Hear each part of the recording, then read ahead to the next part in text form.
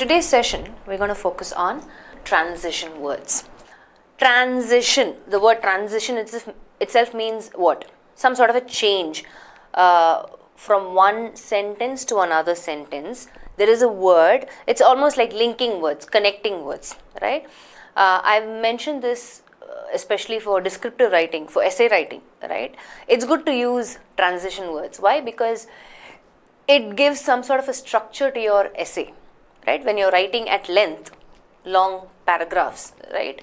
Not just long paragraphs, passage after passage. It makes it easier for the reader to understand what you're trying to say. If you want to elaborate on a particular point, right? You can always say in addition, or you mention something and you want to illustrate that similarly, right? These are transition words.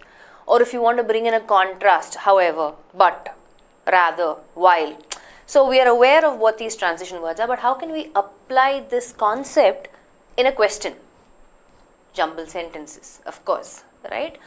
In fact, I would say jumble sentence is a good question type to look for transition words. Not all jumble sentences will have transition words, but for the most part, they help in forming links for us. We're familiar with a lot of transition words. Something that is giving me similar meaning. Similarly, likewise, in addition, also, again, right? As well as contrast meaning, right? However, while, but, rather. So I know these transition words, right? Furthermore, now we're gonna see how knowledge on these transition words can help me form links for jumble sentences, right? I think that's a good way to get into the habit of identifying transition words in jumble sentences to form quick links. So we'll look at one jumble sentence, identify quickly this transition word, and then see how we can get to the right sequence. And always when you have options given, see most the jumble sentence that we are familiar with, we don't have options with the sequence, but some patterns do have, right? There will be options given. You'll have to choose from the options. Otherwise, for the most part, you will have to come up with a sequence and then just answer the questions, right? What is the first word? What is the first letter? What is the second letter? Blah blah blah. So let me project the PPT. So let's look at this pattern where I have the topic sentence, I have the closing sentence, I have the ones jumbled in between. Okay. Let's read the topic sentence. Whenever a satellite is launched, the rocket begins by going slowly upwards through the air. So let's quickly identify all these transition words. Give me the transition words from the PQRS. Cause and effect transition words are also there. Since, because, as, yeah. So what are all the transition words? Identify that first. I have my options A, B, C, D. However, yes. Any other transition words? As, yes. For is not really a transition word because it's more a preposition, right? That gives me the reason. But it's good to kind of keep that in mind also, because for as a preposition always gives me the reason for something, right? Purpose. And then again I have as, So, and then if you look at the closing sentence also, I have consequently, right? Because of that, this is what is happening. Okay, chalo. Now, I focus on the topic sentence. When a satellite is launched, the rocket begins by going slowly upwards through the air. Another thing that we keep doing. So, I have however, which means obviously it's bringing in some sort of a contrast. The higher it goes, the less air it meets. Okay, Reshmi, you're giving me another hint word from the closing sentence. That's fine. We need to focus more on the options, PQRS. Within PQRS, what are my transition words, right? That's what's going to help me form the links, because there's not going to be any change in the closing sentence. It's already there, right? I need to focus more on the options. So now, based on this contrast word, however, and the other reasoning, cause and effect hint word as, what do you think can be the logical sequence? Is it QPRS, is it QSPR, is it PQRS, or is it PQSR? Because it says, however the higher it goes, it refers to the rocket, no? Why can't it be PQ? Why is it QP? So the clue word from the topic sentence is the rocket right? When a satellite is launched, the rocket begins by going slowly upwards through the air, and then we are still looking at the rocket being our subject. So which is the one that is giving us more information by going slowly upwards? That's our clue phrase again from the context, right? Which means it's going higher. So as the rocket goes, so this as is bringing in the reason and what's happening because the rocket is going higher, it travels faster. But there is a contrast. Because of this contrast word, however, the transition word, however, is when I know that P has to follow Q. Right? Because here, there has to be something positive. If you look at the topic sentence, it is just, it's neither giving me a positive meaning or a negative meaning. It's just stating something. It's more a statement, right? Something is happening. What is happening? Rocket is going slowly upwards. As the rocket goes higher, it travels faster. This is positive.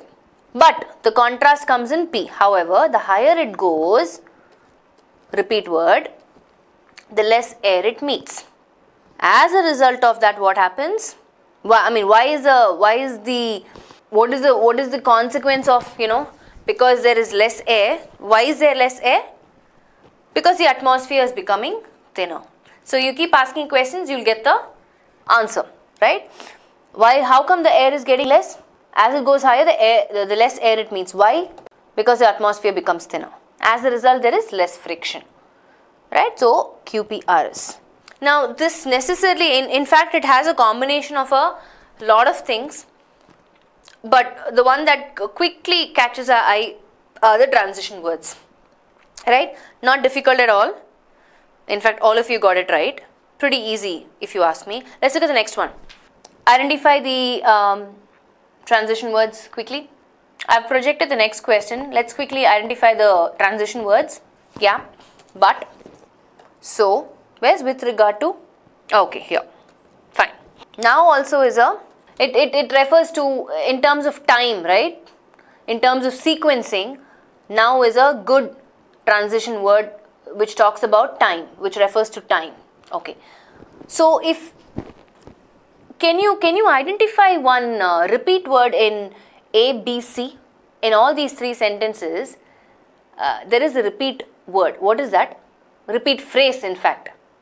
What is a repeat phrase, guys? In A, B, C sentence, there is a repeat phrase. What is that phrase?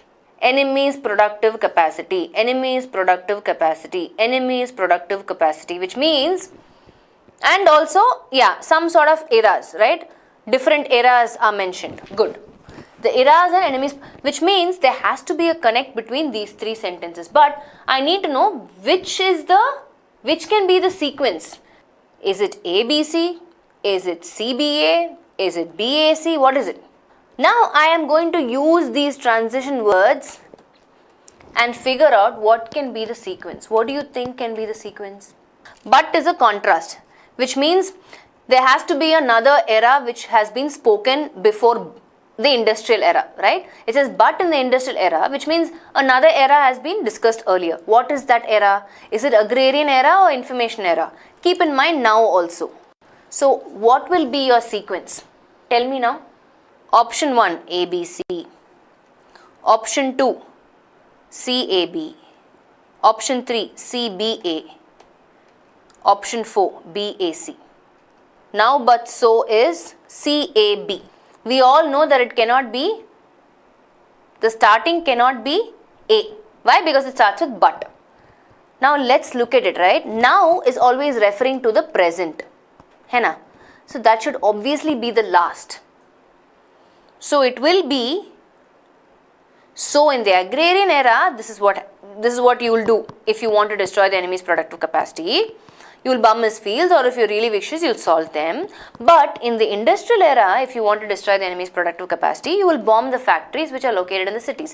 But now, in the information era, in the current era, this is the present era, if you want to destroy the enemy's productive capacity, you'll have to destroy the information infrastructure. BAC is the link. And if you look at your options, option 1 has BAC, option 3 has BAC, option 4 has BAC. What doesn't have BAC? 2. Out.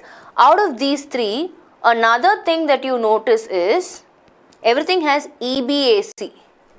EBAC. EBAC, which means I have to decide only the position of F and D, right? Is it FD, is it DF, or both are separated? Now let's look at F and D. D is a question. How do you do battle with your enemy? What is F? F is saying, with regard to defense, the purpose of the military is to defend the nation and be prepared to do battle with its enemy. Tell me what's the logical sequence? What can be the starting premise? What can be our logical sequence? What is introducing the context? There is a repeat phrase again between F and D. Because F is saying, it's introducing the context, right? It's saying, boss, with regard to defense, the purpose of the military is to defend the nation and be prepared to do battle with its enemy. Battle with its enemy. Battle with the enemy. So how do you do that? These three options, BAC. Right? So it has to start with, my answer has to be option 1, FDE BAC. Right? Pretty simple, right? By just applying or focusing on the transition words, and another important thing that kept happening is repeat words and phrases, and this is very obvious in this context at least. So our answer has to be FDE BAC. Yeah? Easy to follow. Significance of transition words is mostly applicable and useful for jumble sentences, for us to form connects, for us to form links, it will help us ask questions and form logical links. Yeah, I think we should look at some more questions on jumble sentences. We will. So I think for now what we'll do is we'll just go back and look at close passage. Right? We can continue to apply context clues. Maybe we'll do one depending on whatever remaining time is left. Yeah, we'll do one close passage, refresh our knowledge and understanding of context clues. But I think we need to practice a little bit more on transition words. Unfortunately, there are only 2 questions here for the time being, but we'll look at more in the future. Okay, so let me project the close passage. Okay, I think it came in one of the AIMs, I'm not too sure if you have taken the test for you to be familiar with it, but let's quickly look at this. Can you quickly skim the context, try and get the central idea or theme? That's the first step that we do, right, for close passage at least. So please do that. You have an idea what's a passage about? You know, budget, right? The passage revolves around, those are at least my repeat words. Yeah, so I have an idea. This is what the passage is about. So this first line, this word brouhaha, I hope I'm pronouncing it the right way. Brouhaha means what? Basically, it's some sort of a commotion, right? A noisy and overexcited reaction. So now that the brouhaha over budget 2017 is all but all eyes dash to Urjit Patel and the Reserve Bank of India's RBI monetary policy announcement. The statement dash the budget is always of dash interest, and it is read as a signal of whether the government and RBI see eye to eye on broad macroeconomic dash underlying budget numbers. So for blank 1 and 2, can you quickly identify clue words, at least for blank 1? Let's start with blank 1. Now that the commotion, noisy and overexcited reaction over budget 2017 is all, don't get confused with the exception, the contrast clue word but there. All, now that is done, what's the option? Beyond, over, close, settled, failed. What's the right answer that will go with, what's a clue word first?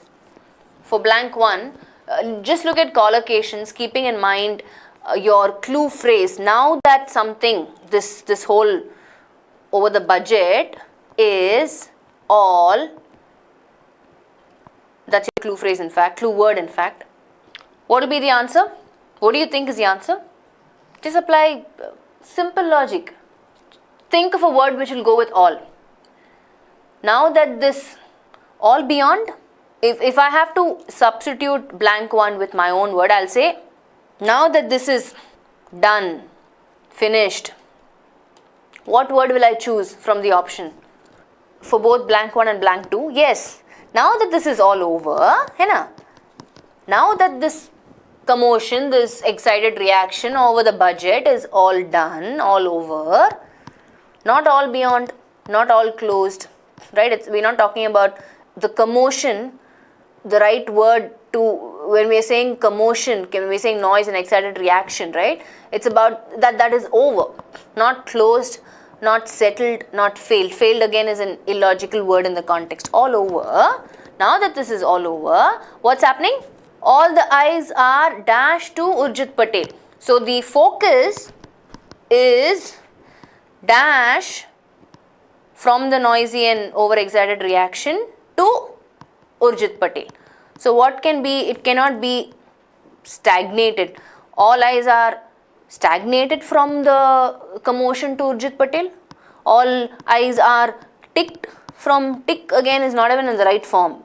It's an illogical word again.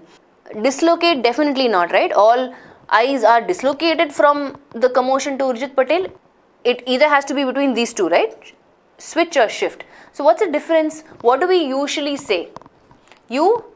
I'm talking about the focus moving from one thing to another, right? So the right word here is all eyes are, your eyes shift from the commotion to Urjit Patel, right? What's the difference, quick difference? When would you say switch?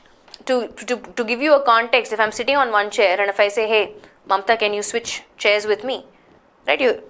We're switching chairs. You're taking my chair, I'm taking your chair. That makes sense, right? But in this context, we're talking about focus shifting from one person to another, shifting from one thing to another. Shift is the right word, not switch. Santosh. Yeah? So the answer is D. So now that the brouhaha over budget 2017 is all but over, all eyes shift to Urjit Patel and the Reserve Bank of India's RBI monetary policy announcement. Great. Now what's the next statement? It says the statement, let's look at options for blank 3. The statement dash the budget is always of dash interest, as it is read as a signal. What's the clue word from this context? There are two clue words. In fact, there are two clue words for blank 4. What's the clue word for blank 3? Options: following, directing, leading, succeeding, chasing.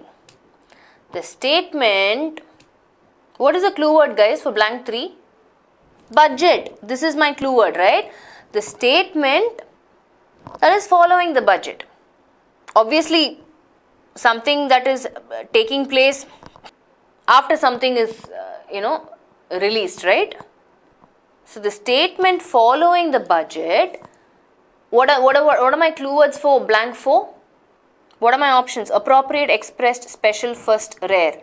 You can apply collocations. Appropriate interest, expressed interest, special interest, first interest, rare interest. But what's my clue word? For collocations, interest is the clue word. But for context clue, the clue is always and signal. It's a signal. Something which is a signal, right, is a special interest. Like something that captures my attention, something that's going to give me some sort of a clue of what's to come, okay, of special interest. Last one. As it is read as a signal of whether the government and RBI see eye to eye on broad macroeconomic dash underlying budget numbers. My options for blank 5 is inference, premises, doubts, failure, assumptions. What can it be? See, I can actually use a little bit of grammar and eliminate wrong answer options. The government and RBI see eye to eye on broad economic. I need a plural noun number, right? So I will eliminate A and D. In fact, why would they even see failure? Illogical word, right? But this is not in the right form, except for these 3. But doubts again is illogical. Why would they see eye to eye on doubts?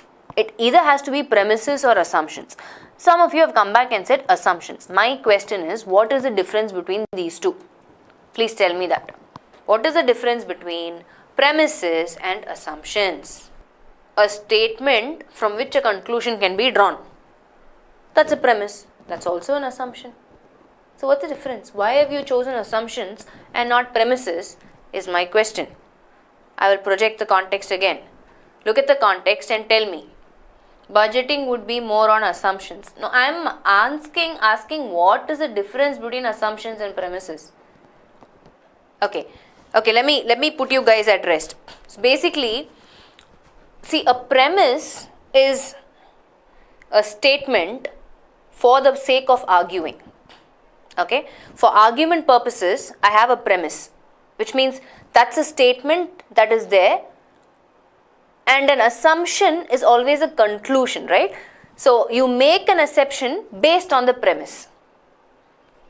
You make an assumption based on the premise. So here in the context, so that's the difference. Let me just put it down here.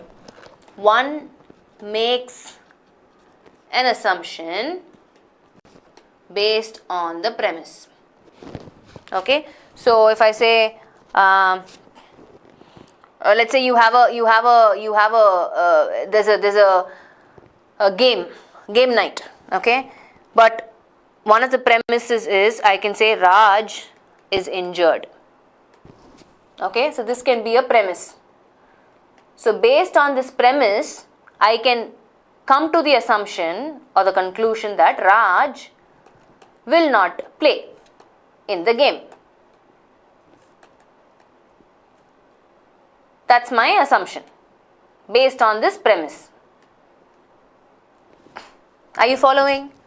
So in the context, government and RBI see eye to eye based on certain beliefs, right? Based on certain presumptions, I can say. That's another word for assumptions. Right? So the premises, whatever I am using for argument sake, is not what the government and RBI see eye to eye on. They are seeing eye to eye on the assumptions made, on the conclusions drawn, on broad macroeconomic assumptions underlying budget numbers. So there are certain assumptions that have been made underlying budget numbers, and that's what RBI and government are seeing eye to eye on. Are you following? Yeah? See, just for you to understand. Yeah, you can always come back and argue, hey boss, premises also means another meaning. So if I have to look at a most effective word, I will choose assumptions. But in the context of logical reasoning, premises and assumptions pretty much are there. You know, if you look it up, it will say they are synonyms. But there's a slight difference in meaning. It's important for you to know that difference. Okay? So good. That brings us to the end of the session. So I would say through these questions, we have only looked at a sample of how to apply context clues, how to choose the most effective word, how to do, you know, a step-by-step procedure of eliminating wrong answer options, how to quickly get into the habit of, you know, looking for meaning because of antonym clue words or hint words, right? How to quickly identify transition words and form logical links or connects. Now this is just, you know the approach now, right? You need to make it a habit and practice to such an extent where you are reducing the amount of time that you're taking to arrive at the answer. That's what practice does, right? Practice makes you perfect. So the more you practice, the more faster and the more quickly you can identify the answer option. So please take time to practice. Right? That's all I have to say, and I will see you guys in the next session. Take care. Bye-bye.